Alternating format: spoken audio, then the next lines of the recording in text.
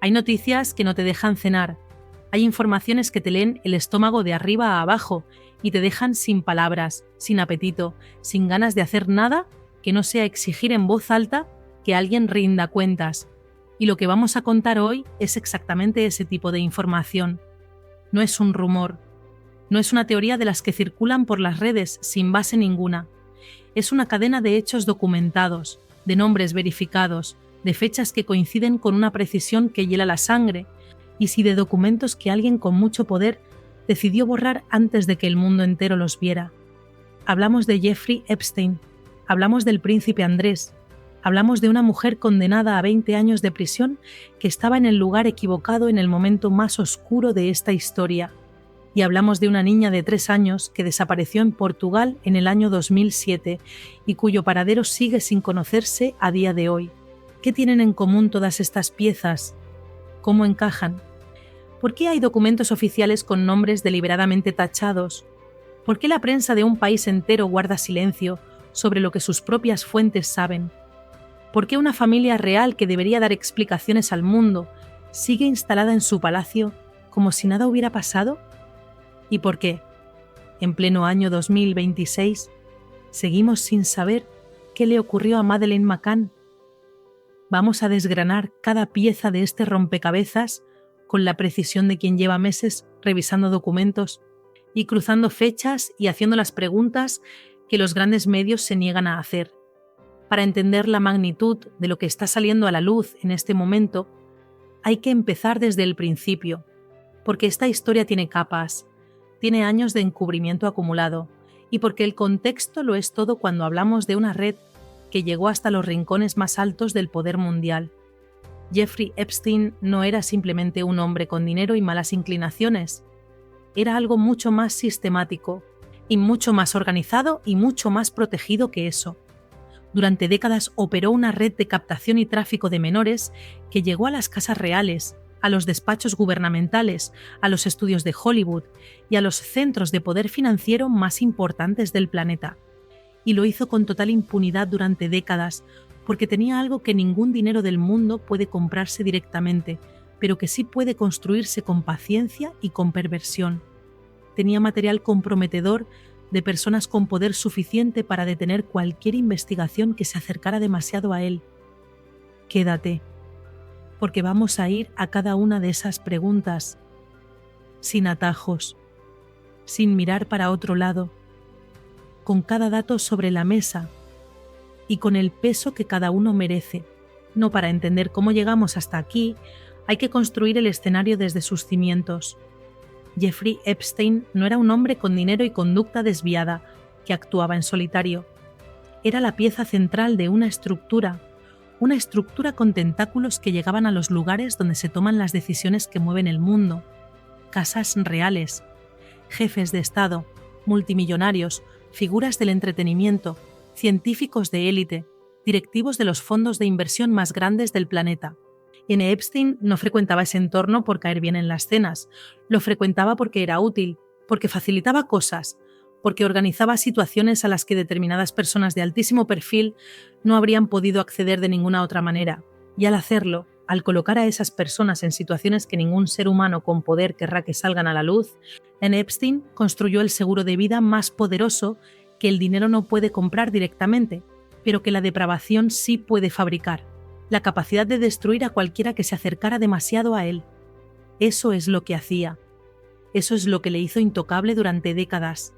Y eso es lo que explica por qué cuando en el año 2008 fue condenado por primera vez en Florida por cargos que en cualquier ciudadano común habrían supuesto décadas de prisión, y su condena fue de tan solo 13 meses con salidas de trabajo. 13 meses. Por una red de explotación de menores que los fiscales de Florida habían documentado con docenas de víctimas. Años después, el propio fiscal que negoció ese acuerdo de culpabilidad, Alexander Acosta, admitió en privado que se le comunicó que Epstein pertenecía a los servicios de inteligencia y que el caso debía ser tratado con la máxima discreción. Eso tampoco es una teoría. Es lo que Acosta dijo. Está registrado. Y nadie en las instituciones que deberían haber respondido a esa declaración lo hizo de manera satisfactoria. La pregunta que todo esto genera es simple y brutal al mismo tiempo. Si el sistema lo sabía y aún así lo protegió, ¿quién protegía a quién? ¿Quiénes eran exactamente las personas con poder suficiente para conseguir que una investigación del FBI se cerrara con una palmadita en la espalda? Los documentos desclasificados que han ido haciéndose públicos en los últimos años contienen parte de la respuesta, no toda, porque hay páginas enteras con nombres tachados. Hay referencias a individuos identificados únicamente por iniciales.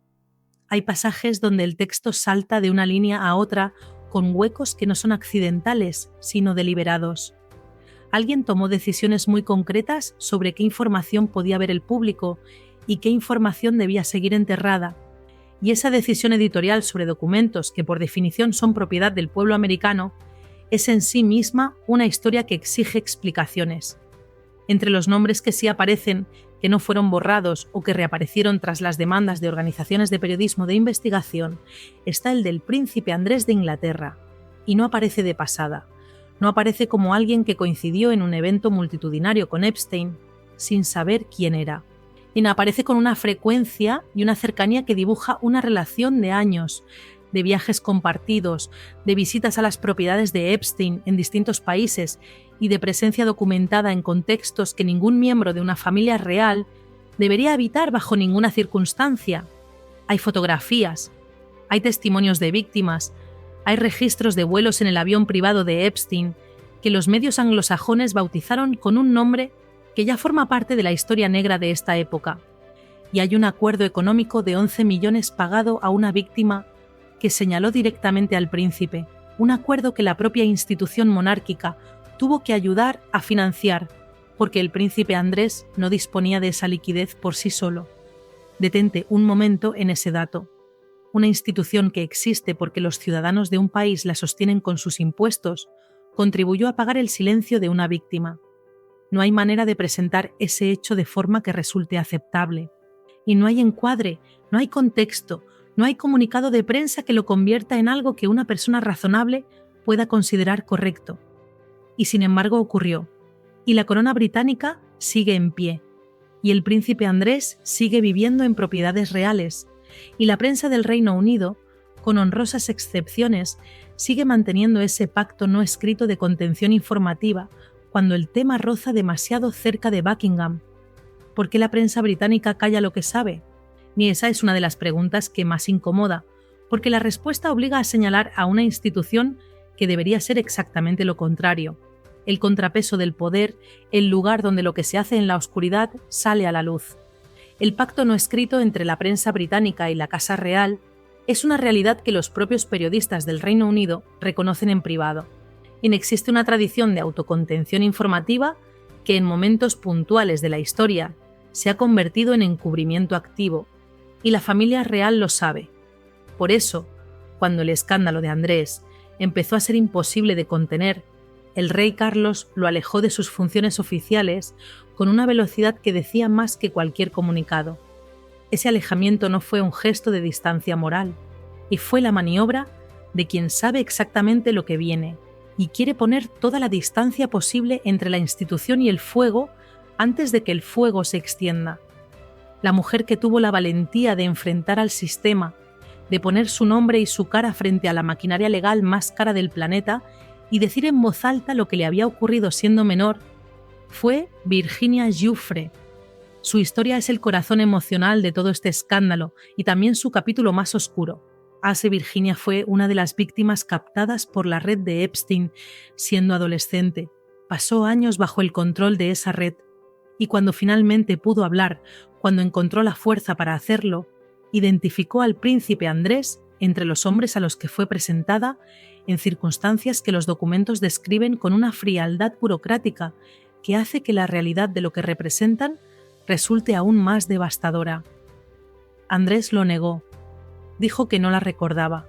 Dijo que tenía una condición médica que le impedía sudar y que eso era incompatible con lo que ella describía. Dijo que había estado en una pizzería. El problema con todas esas explicaciones es que ninguna se sostuvo cuando se comprobó con registros, con testimonios y con las propias fotografías que existen y que el mundo ha visto. El acuerdo llegó. 11 millones cambiaron de manos y Virginia Giuffre murió en agosto de 2024. y si las autoridades australianas donde vivía determinaron que fue un suicidio. Y lo que cada uno piense sobre ese final, después de todo lo que esta mujer había vivido y de lo que había sido capaz de enfrentar, es algo que cada persona debe procesar con la información que tiene. Y ahora llegamos a la pieza de este rompecabezas, que convierte todo lo anterior en algo de una dimensión diferente, porque hasta aquí hemos hablado del escándalo de Epstein y de Andrés, que por sí solo es uno de los asuntos más graves que han involucrado a la realeza europea en décadas. Pero hay una conexión adicional, una coincidencia de fechas y de presencia geográfica que los investigadores y los periodistas que llevan años metidos en este material empezaron a señalar cuando cruzaron los documentos del FBI con los registros de desplazamientos de las personas del entorno de Epstein. Y lo que encontraron se relaciona con un nombre que todo el mundo conoce, aunque nadie quiera pronunciar, con las implicaciones que ahora tiene. El 3 de mayo del año 2007, en el Algarve portugués, una familia británica salió a cenar y dejó a sus 3 hijos pequeños durmiendo en el apartamento de un complejo turístico. Cuando volvieron, la mayor de sus hijas, una niña de 3 años llamada Madeleine McCann, había desaparecido. Lo que siguió fue una de las búsquedas más mediáticas y más intensas y más frustrantes de la historia reciente. La niña nunca apareció. Las investigaciones se sucedieron durante años. Los sospechosos fueron señalados, investigados y descartados. Los padres fueron declarados sospechosos en un momento dado por la policía portuguesa y esa sospecha también fue descartada. Y décadas después, con millones de euros invertidos en la búsqueda, con equipos de investigación de varios países involucrados, con la atención mediática de medio mundo sobre el caso, Madeleine McCann sigue desaparecida. Ghislaine Maxwell, la mujer que fue durante años la socia más cercana de Epstein, la organizadora de su red, la persona que los documentos judiciales describen como captadora activa, fue condenada en el año 2021 a 20 años de prisión.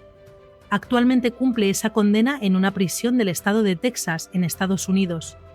Los documentos del caso, los testimonios de las víctimas, los registros de actividad de Maxwell durante los años en que la red de Epstein operaba con mayor intensidad, han ido saliendo a la luz en oleadas desde que comenzaron los procesos judiciales. Y entre esos documentos, entre esa cronología de desplazamientos y actividades, los investigadores han identificado que Ghislaine Maxwell se encontraba en el sur de Portugal en fechas próximas a la desaparición de Madeleine McCann. Y ahora viene la segunda pieza. En el año 2009, y 2 años después de la desaparición, una persona contactó con las autoridades. Dijo haber visto a una niña que describió con una serie de rasgos físicos precisos, acompañada de una mujer adulta y de un hombre. La mujer se comportó de manera nerviosa cuando el testigo intentó acercarse a la niña. La niña realizó un gesto que el testigo interpretó como una señal, y la mujer se la llevó con rapidez. El testigo colaboró con las autoridades para elaborar un retrato robot de esa mujer adulta. No, ese retrato, cuando se compara con fotografías conocidas de Ghislaine Maxwell del mismo periodo, presenta una similitud que ningún tribunal ha validado como prueba, pero que visualmente resulta imposible ignorar. Las autoridades que recibieron ese testimonio determinaron que no había suficiente base para seguir esa línea de investigación. No se tiró más del hilo, y la pregunta que ese cierre en seco deja en el aire es la misma que la audiencia lleva años haciéndose. ¿Por qué no se investigó más? ¿Fue incompetencia? ¿Fue desbordamiento de recursos? ¿O fue algo más? Porque hay un patrón en esta historia que se repite con una regularidad que no puede atribuirse al azar. Cada vez que una línea de investigación apunta hacia personas del entorno de Epstein, esa línea se cierra antes de llegar a ninguna conclusión. Cada vez que un documento podría revelar información comprometedora sobre figuras de alto perfil, ese documento aparece con páginas en blanco o con nombres tachados. De cada vez que alguien con conocimiento de primera mano de lo que ocurría dentro de esa red llegas a un punto de máxima visibilidad pública, algo sucede. Y la suma de todas esas coincidencias forma un patrón que cualquier investigador con experiencia reconoce, no como prueba, como señal, como el tipo de señal que indica que la dirección en la que señala merece ser seguida con mucho más rigor del que se ha aplicado hasta ahora. Los documentos del caso Epstein que siguen embargados en los tribunales de Estados Unidos son otro elemento de este patrón. Hay miles de páginas que el público no ha podido ver. Organizaciones de periodismo de investigación llevan años luchando en los tribunales para conseguir su desclasificación completa. Algunas batallas se han ganado y algunas páginas han salido a la luz. Otras siguen cerradas.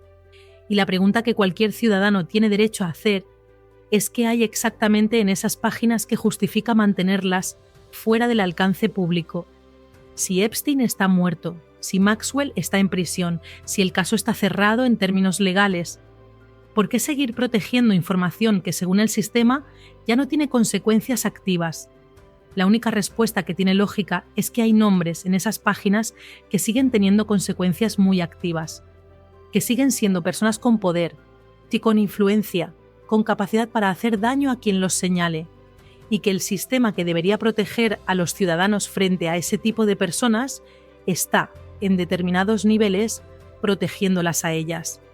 La familia real británica es una institución que existe porque los ciudadanos del Reino Unido la sostienen. No es una empresa privada, no es una organización que opera al margen del escrutinio público. Es una institución pública, financiada con dinero público, que ocupa un lugar simbólico y protocolario en el Estado. Y cuando un miembro prominente de esa institución está documentalmente vinculado a una de las redes criminales más graves de las últimas décadas, cuando 11 millones de la fortuna familiar se destinan a cerrar una demanda que señala conductas con víctimas menores de edad, ni cuando el nombre de ese príncipe aparece en documentos oficiales con una frecuencia que su propio entorno no ha podido explicar de manera satisfactoria, el nivel de rendición de cuentas que esa institución debe al público que la financia no es el que se ha producido hasta ahora. El nivel que se ha producido es el de alejarlo de funciones públicas con un comunicado de 3 párrafos y esperar a que el ciclo informativo pase a otra cosa. La prensa británica tiene una responsabilidad en esto que va más allá de la cobardía editorial. El pacto no escrito que mantiene con la Casa Real tiene raíces históricas que muchos periodistas del propio Reino Unido han denunciado. Pero una cosa es mostrar deferencia con los asuntos domésticos de la familia real y otra muy diferente es mantener un silencio relativo sobre un asunto que involucra crímenes, víctimas, documentos judiciales y la posible implicación de esa familia en uno de los mayores escándalos criminales de la historia reciente. Ese silencio tiene un nombre, y el nombre no es deferencia, es complicidad. Y los ciudadanos británicos que pagan con sus impuestos, tanto a la corona como a las instituciones mediáticas que reciben licencias públicas, tienen todo el derecho del mundo a exigir que esa complicidad termine. Y no hay una pregunta que la gente se hace cuando escucha todo esto y que merece ser respondida con honestidad. ¿Es posible que todo esto sea una serie de coincidencias?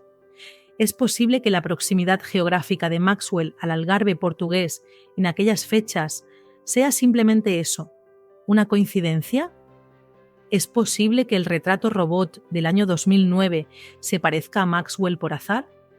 ¿Es posible que los documentos tachados, los acuerdos económicos, la muerte de una testigo clave, la expulsión apresurada de Andrés, de la familia real y el silencio de la prensa británica no estén relacionados entre sí?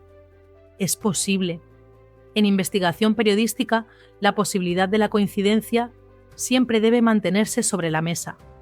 Pero la regla que cualquier periodista de investigación aprende desde el principio es esta: una coincidencia es una coincidencia. 2 coincidencias son una pauta. 5 coincidencias son una investigación pendiente. Y lo que tenemos aquí, y cuando se suman todas las piezas, no son 2 coincidencias, son una cadena de hechos que apuntan en la misma dirección, con una consistencia que exige, como mínimo, que las preguntas se hagan en voz alta y que quienes tienen la obligación institucional de responderlas no sigan disfrutando del lujo del silencio. Porque hay algo que ocurre cuando las instituciones no responden. Hay algo que ocurre cuando la justicia tiene 2 velocidades, de una para los ciudadanos comunes y otra para quienes tienen el dinero suficiente para comprar su protección. Hay algo que ocurre cuando los documentos que deberían ser públicos están embargados, cuando los nombres que deberían aparecer están tachados, cuando las líneas de investigación que deberían haberse seguido se cerraron sin explicación. Ese algo no es resignación, es indignación. Y esa indignación es exactamente la respuesta correcta ante lo que estamos describiendo. Madeleine McCann tendría 22 años en este momento. Sería una mujer joven con toda su vida por delante, con sueños que nosotros no podemos conocer porque nunca tuvo la oportunidad de contárnoslos. Su familia lleva casi 20 años sin saber qué le pasó, y el mundo, que la vio desaparecer en los telediarios de todo el planeta, sigue sin tener una respuesta. ¿Se merece esa familia la verdad? ¿Se merecen las víctimas de la red de Epstein que los nombres de quienes participaron en lo que les hicieron sean conocidos, juzgados y condenados por lo que hicieron? ¿Se merece el público que paga con sus impuestos tanto las instituciones que deberían haberlas protegido como las que deberían haberlo investigado saber qué pasó exactamente? Las respuestas a esas preguntas son tan obvias que da vergüenza tener que formularlas. Sí, por supuesto que sí. Y el hecho de que en el año 2026 sigamos haciéndolas sin que nadie con autoridad institucional suficiente las responda de manera satisfactoria es en sí mismo una respuesta. Es la respuesta de un sistema que ha decidido que hay personas para las que las reglas no aplican de la misma manera, que hay nombres que son demasiado grandes para aparecer en determinados documentos, que hay instituciones demasiado poderosas para ser cuestionadas con la misma intensidad con la que se cuestiona a un ciudadano corriente que comete una infracción menor. Y eso, exactamente eso, es lo que no podemos ni debemos aceptar. La justicia que no se aplica por igual no es justicia, es decorado. Es la apariencia de un sistema que funciona para los que están dentro del perímetro de lo protegido y que aplasta sin contemplaciones a los que están fuera. Y si hay algo que los casos que hemos contado hoy demuestran con una claridad que no admite discusión, es que ese perímetro existe, que tiene direcciones concretas, que tiene apellidos, que tiene títulos nobiliarios y que tiene cuentas bancarias con suficientes ceros para silenciar a quien se atreva a señalarlo. Nosotros no vamos a silenciarnos. Seguiremos mirando cada documento que se desclasifique. Seguiremos cruzando fechas y nombres.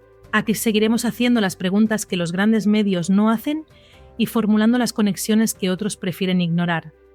Porque la única manera de que la verdad salga a la luz es que haya voces que se nieguen a mirar para otro lado. Y mientras haya una familia que sigue buscando a su hija, mientras haya víctimas que pusieron su nombre en documentos judiciales a riesgo de todo, mientras haya documentos tachados que esconden nombres que el público tiene derecho a conocer, nuestra obligación es seguir contándolo, sin miedo, sin silencio, sin rendirse ante la comodidad de lo que es conveniente no decir. ¿Qué piensas tú? ¿Crees que el sistema va a rendir cuentas algún día? ¿O crees que hay demasiado poder concentrado en demasiadas manos como para que eso ocurra alguna vez? Cuéntanoslo, porque esta conversación no termina aquí. Esta conversación acaba de empezar.